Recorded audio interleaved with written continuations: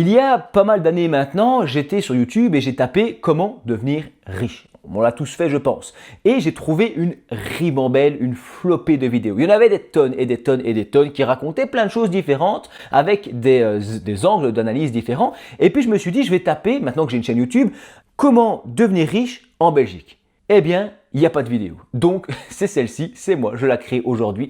On va la voir ensemble puisque la Belgique est complètement différente de la France. Oui, on parle souvent la même langue, en tout cas en Wallonie, et la Flandre, c'est encore différent tout ça, mais on a notre propre manière de fonctionner. On a une brique dans le ventre, on a beaucoup d'immobilier, on a beaucoup d'épargne, on a des salaires aussi différents de la France, des métiers différents, enfin bref, c'est deux pays qui sont différents et donc, je pense qu'on mérite d'avoir notre propre vidéo adaptée à notre manière de faire, notre culture et notre fiscalité, notre réalité belge.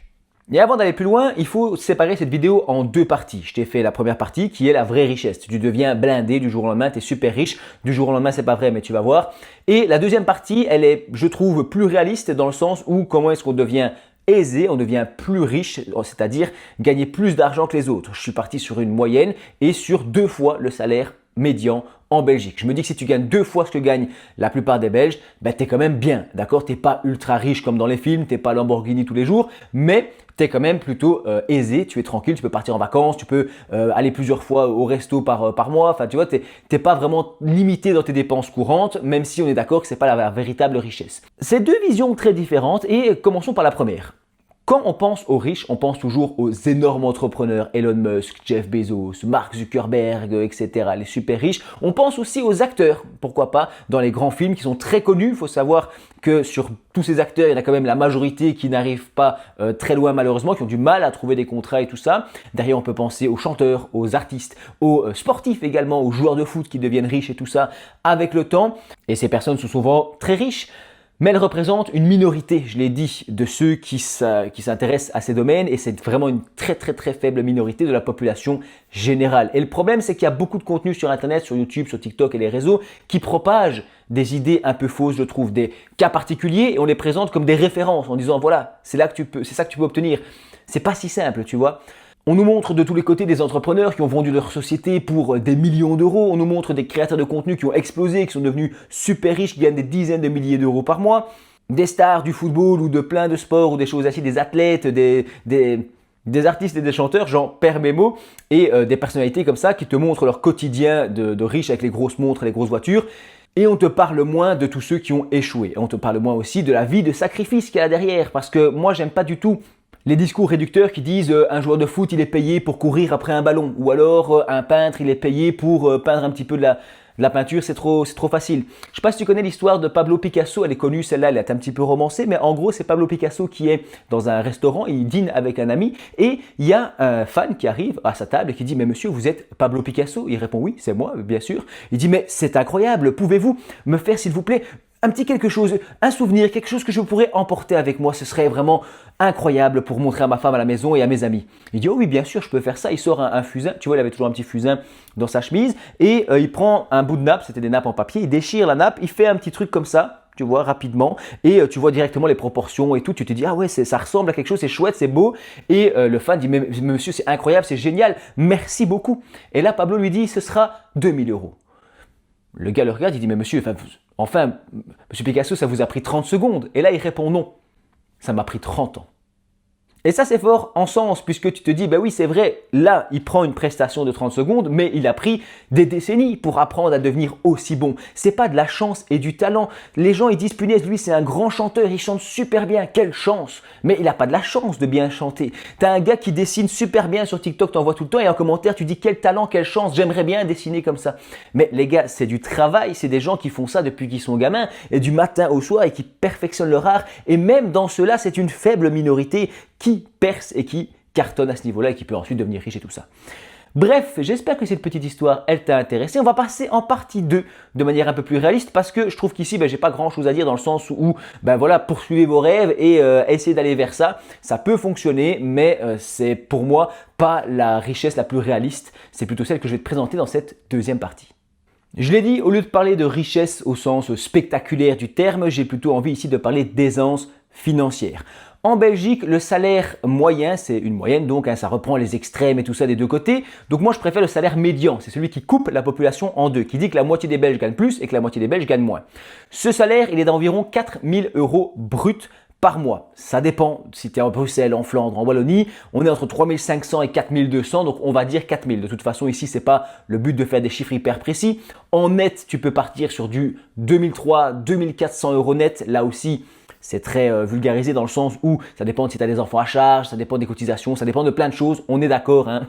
Je fais vraiment un truc très basique. Je me dis 2400 € net par mois, 2300 € net par mois, c'est à peu près la médiane en Belgique. Et donc, 5000 € net par mois, ça semble être un salaire quand même d'aisance franchement correct, quoi. Parce que, allez, avec 5000 € net par mois, je les ai pas, donc je peux pas te le dire, mais j'ai l'impression que tu peux quand même te permettre pas mal de choses. Moi, je gagne 3000 € net par mois, j'ai 34 ans et avec ce salaire, je vis plutôt bien. D'ailleurs, d'accord, je rembourse un prêt hypothécaire, j'ai la voiture, ma femme aussi a une voiture, on a l'essence, les courses, etc.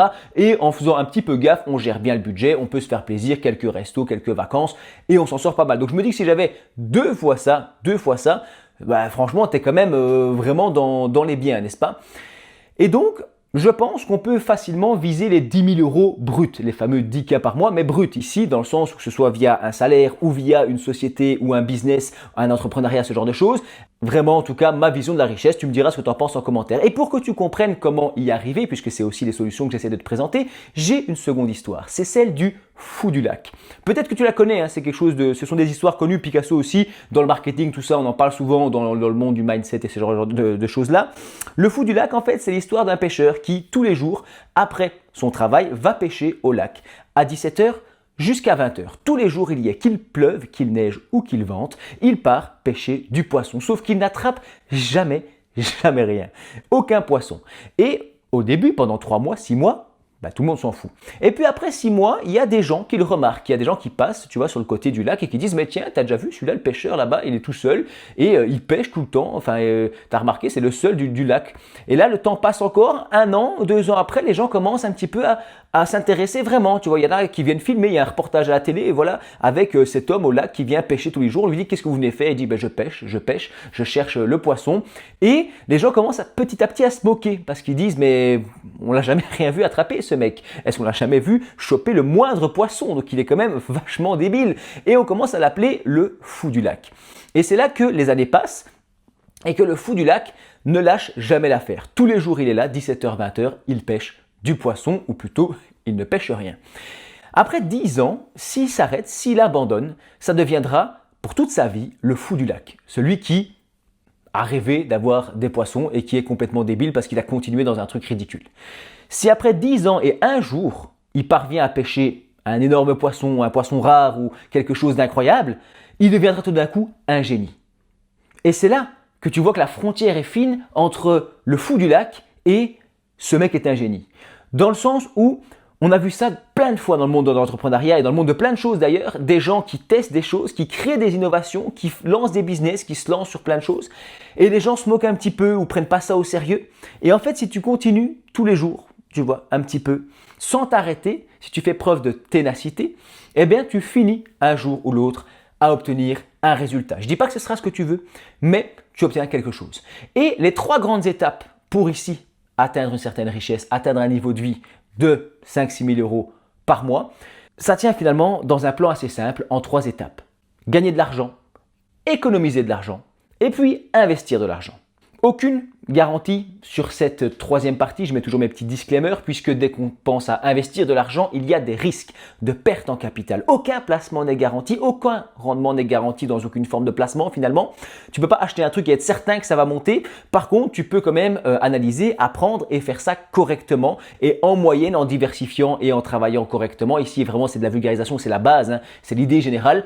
Tu peux t'améliorer. Mais les performances passées ne présagent pas des performances futures. Investir comporte des risques de perte en capital. Je mets toujours un point d'honneur à insister là-dessus puisque j'ai pas envie de faire comme certains qui te vendent un peu du rêve et tout ça. Je dis pas que c'est facile, mais ça peut fonctionner. Donc étape 1, il nous faut gagner de l'argent. Ça semble évident, mais tout le monde ne le fait pas comme il faut.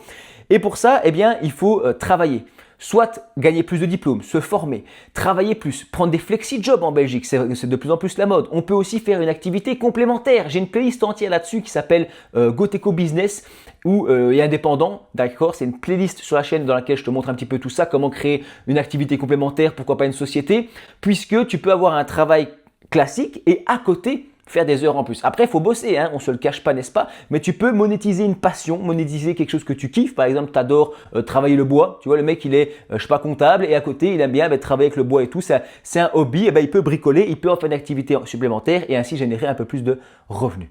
Après, on peut négocier son salaire, on peut aussi créer du contenu. Franchement, les réseaux sociaux de nos jours, c'est quand même une mine d'or dans le sens où tu peux prendre quelque chose que tu kiffes et créer du contenu là-dessus, créer une communauté, partager avec les autres. On ne parle pas d'avoir des millions d'abonnés, ça n'a jamais été moi-même mon ambition, tu vois, mais avoir une petite communauté, quelque chose qui t'intéresse et partager un petit peu ce qui te fait vibrer, ça peut être aussi quelque chose de sympathique. Le but, c'est pas de quitter son emploi, hein, de faire ça. Le but, c'est de se dire j'ai un taf et à côté, je génère encore un peu d'argent sur le côté. Comme j'ai une activité indépendante complémentaire ou société, il y a aussi moyen de faire des frais là-dessus et donc de moins toucher à ton salaire principal. Et c'est comme ça qu'on peut, effet boule de neige sur le long terme, avancer et gagner un peu plus de revenus. Ça, c'est la première chose. Deuxième étape, il faut économiser de l'argent. C'est bien de gagner un peu plus et d'essayer de se battre pour faire un peu plus d'argent, mais il faut voir aussi ce que tu gardes là-dedans. C'est l'essentiel parce que c'est bien de gagner plus, mais il faut aussi dépenser moins et gérer ses dépenses. Tout en conservant, je trouve, un certain plaisir et un niveau de vie. Moi, je ne suis pas pour les théories les méthodes hyper drastiques, tu vois, où tu dépenses plus rien et tu vis vraiment avec le minimum. Tu peux le faire hein, si c'est quelque chose que tu aimes, mais moi je ne suis pas trop fan de ça. Je suis plutôt de vivre correctement, mais de faire un petit peu attention, de réfléchir, d'avoir des plans et d'avoir des montants fixes que j'économise chaque mois. Chaque mois, j'ai un montant fixe qui part pour l'épargne, un montant qui part pour l'investissement. D'abord, je me suis constitué une épargne de sécurité, c'est-à-dire à peu près 6 à 10 mois de dépenses. C'est beaucoup, hein, ça dépend. Et c'est pour le couple, donc je fais ça avec ma femme aussi. Mais en gros, il peut arriver une tuile, il y en a un qui perd son travail ou bien on a un accident ou un gros truc à payer, on sait faire face, c'est le plus important.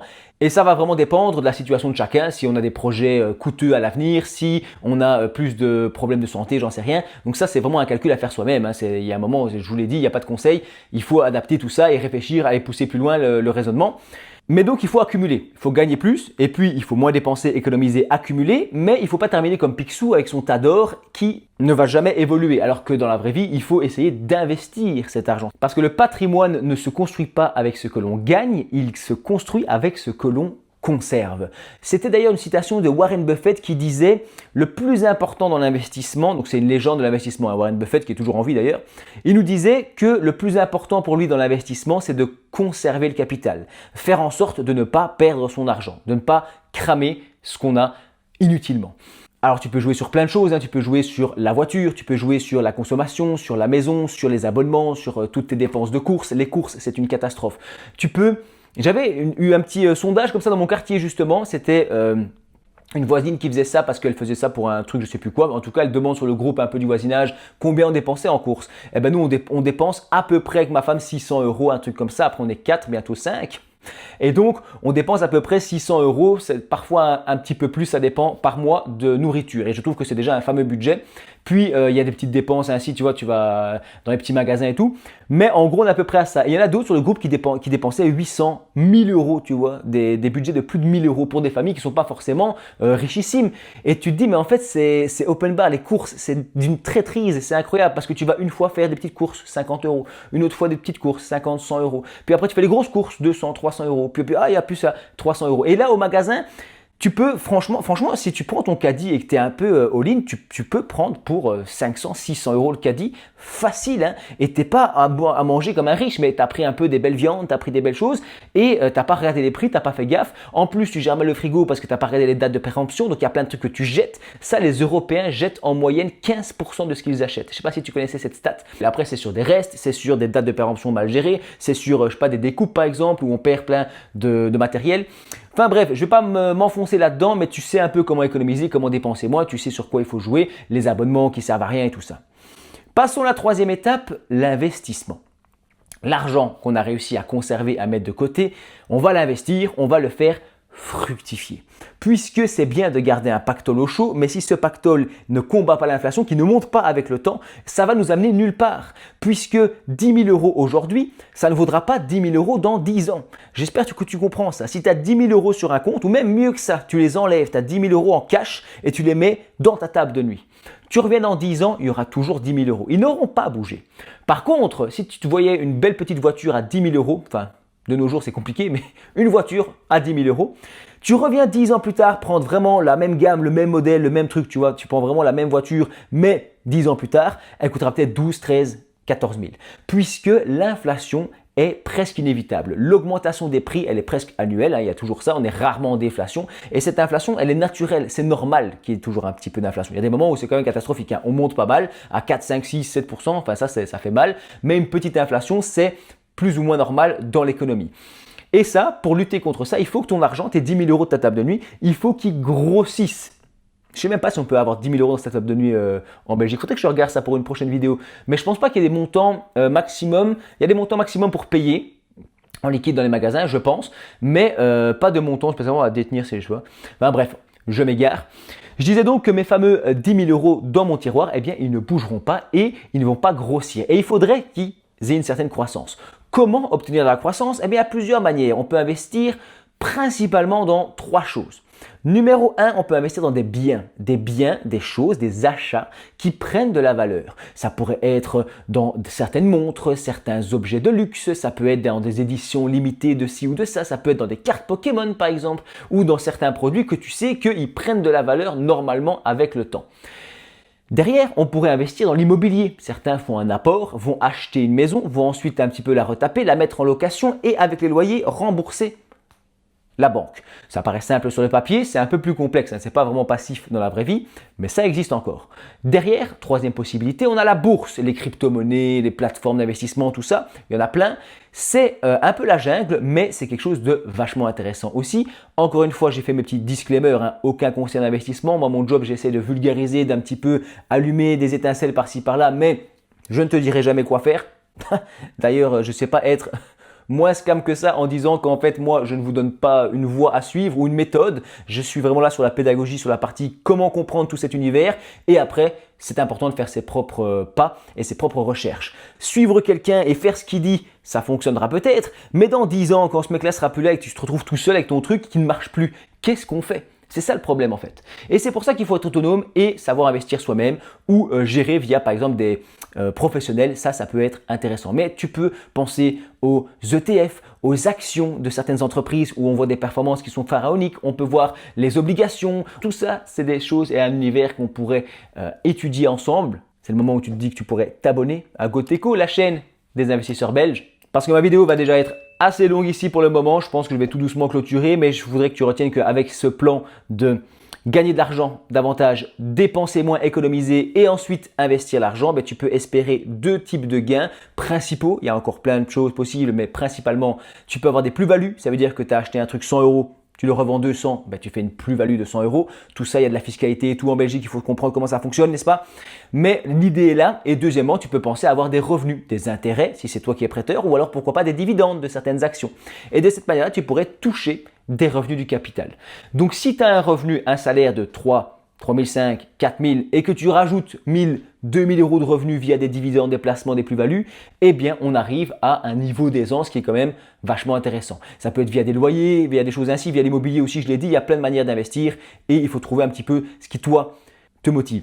Et en Belgique, il faut dire qu'on a un système assez unique où on a pas mal de protection sociale, c'est assez important. On a l'éducation qui est gratuite, enfin plutôt abordable, je vais dire. On a un système de santé plutôt accessible, plein de protections qui n'existent pas partout dans le monde et donc ça signifie aussi qu'il est parfois difficile de devenir extrêmement riche dans un système avec une fiscalité, etc. et un système de solidarité comme ça. Mais ça signifie aussi qu'il est assez difficile de tomber extrêmement pauvre dans des situations extrêmement précaires.